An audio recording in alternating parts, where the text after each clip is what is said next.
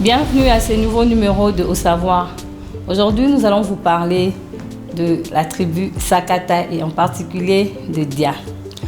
Originaire du royaume Congo, le Dia se situe dans la province du Mai-Ndombe, à droite de la rivière Fimi. Et au nord, nous trouvons les Tomba, les Ekonda et les Mongo. Au sud de Dia se trouvent les Mbala, les Yanti et les Teke.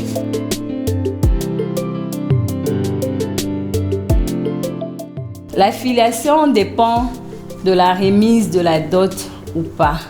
Donc, c'est-à-dire, s'il y a eu mariage et que le père avait versé la dot, les enfants vont appartenir au père. Si la dot n'avait pas été versée, la maman garde les enfants. La dot, on demandait la flèche, la houe, la machette, le vin de palme, le noix de cola, le vin de canne à sucre appelé kendolé. Okay. Il y avait aussi la chèvre et au cas où la famille qui venait épouser n'avait pas de chèvre, ils pouvaient amener une poule qui était aussi acceptable. En fait, juste un animal pour représenter. Donc c'est comme ça que le mariage se faisait chez le Dia. Il y avait la flèche qu'on remettait chez le papa, la houe et la machette à la maman. Et puis le vin de palme, le vin de canne à sucre appelé kendolé, le noix de cola. La polygamie n'était pas interdite chez les Dia. Et la polygamie était au choix. Donc, si l'homme se sentait capable d'épouser plusieurs femmes, ça ne dépendait que de lui.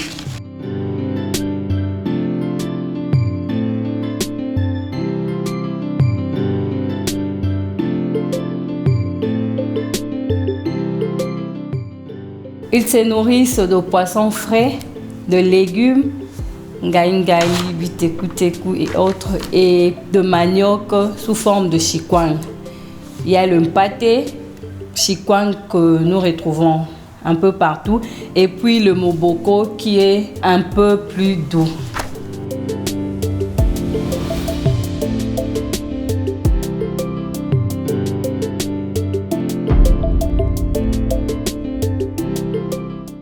Les Dia croient à un Dieu suprême, un être suprême au-dessus de tout, représenté par un animal, par exemple les lions. C'est surtout les léopards qui est vraiment l'animal emblématique chez les Sakata en général et le Dia en particulier.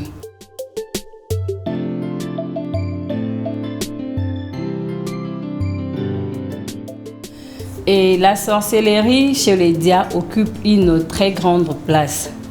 Et il y a la sorcellerie qu'ils appellent de mauvais goût et puis la sorcellerie des bonnes intentions. Ils prennent souvent la forme de l'éléphant pour transformer les gens. Par exemple, s'il y a quelqu'un qui a ces pouvoirs-là dans la famille et il te veut du bien, il pourra te transformer en éléphant, t'amener au village, dans le champ, dans la forêt, comme ça, te faire visiter, voir comment est-ce que ça se passe et puis te retourner.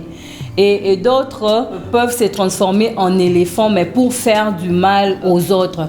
Par exemple, si quelqu'un ne t'aime pas chez eux, il est plus puissant que la personne qui t'avait transformé en éléphant et il veut te faire du mal. Quand il te tue étant éléphant. Là où tu seras à la maison, tu seras aussi mort. Et il savait comment est-ce que la personne était morte. Si la personne avait pris la forme de l'éléphant, quand il mourait, il vomissait des aliments verts ou bien il y avait des matières fécales vertes qui sortaient. Donc si la personne mourait sur place et qu'on voyait ces deux signes-là, donc on sait directement que cette personne-là a été tuée à partir du champ sous forme d'un animal. Mais le corps reste à la maison. Et puis, dans leur sorcellerie aussi, ils ont des types de ristournes. Par exemple, il y a la famille A et la famille B. Ok, pour que leurs histoires évoluent, ils se disent non, nos filles ne peuvent pas se marier. La fille elle-même en question ne saura même pas. Au cas où elle s'est mariée, elle va mourir. Chez les Dia, Ça s'explique parce qu'ils n'arrivent pas à supporter le progrès de l'autre. Et la haine chez eux, c'est vraiment naturel.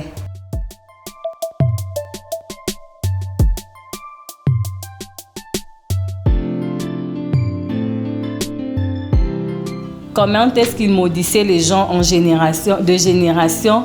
Si tu allais peut-être chez ceux qui plantaient des manguiers ou des arbres fruitiers, ils vont aussi nouer quelque chose là dans l'arbre. Et si l'enfant va voler, en fait la personne va voler peut-être tous ses enfants et ses arrière-petits-enfants. Dès qu'ils arrivent à la hauteur de cet arbre-là, ces enfants-là vont commencer à mourir ou bien ils vont rester voleurs toute leur vie. En fait, c'est un peu ça. Et toutes ces malédictions, c'était juste pour ne pas encourager le vol dans la société. Donc, qu'il y ait respect de bien d'autrui. C'est pourquoi, chez les Dia, c'est difficile de voir les gens voler parce qu'ils savent au cas où ils volaient, il y a un sort qui les attend.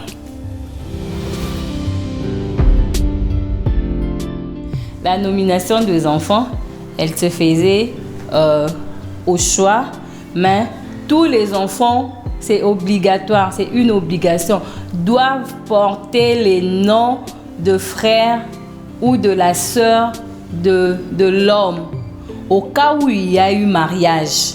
Donc, c'est-à-dire, il peut avoir un autre nom, mais le nom de famille, obligatoirement, ça doit être des tantes paternelles ou des oncles paternels. Et puis, chez eux, les jumeaux s'appellent Mbo et Pia. Et puis, ils nommaient aussi les enfants par circonstances. Par exemple, nous verrons les Nkiere, qui signifie juste les enfants qui sont nés sous la pluie pendant qu'il pleuvait. Donc, les Nkiere sont tous ces enfants-là qui naissent pendant qu'il pleuvait.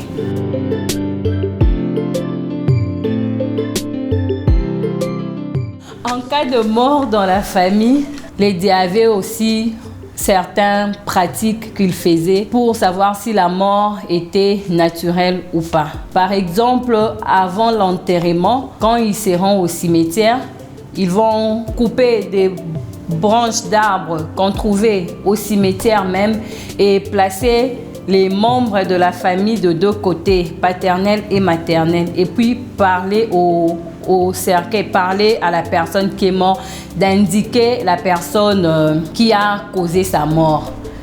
Et le cercueil aussi se déplacera vers la personne, la famille, si c'est vers la famille qui a causé la mort, et l'autre famille sera écartée, voire jusque même à indiquer la personne. Au cas où la personne était indiquée, le sort de cette personne-là revenait entre les mains des hommes de la famille.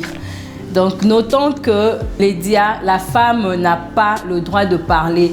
Et tout ce qui se faisait, ce n'était que les hommes. Donc, rien que les hommes. Voilà ce que nous pouvons retenir de Dia. N'oubliez pas de poser vos questions parce que nous n'avons pas tout dit. Likez la page et laissez vos commentaires.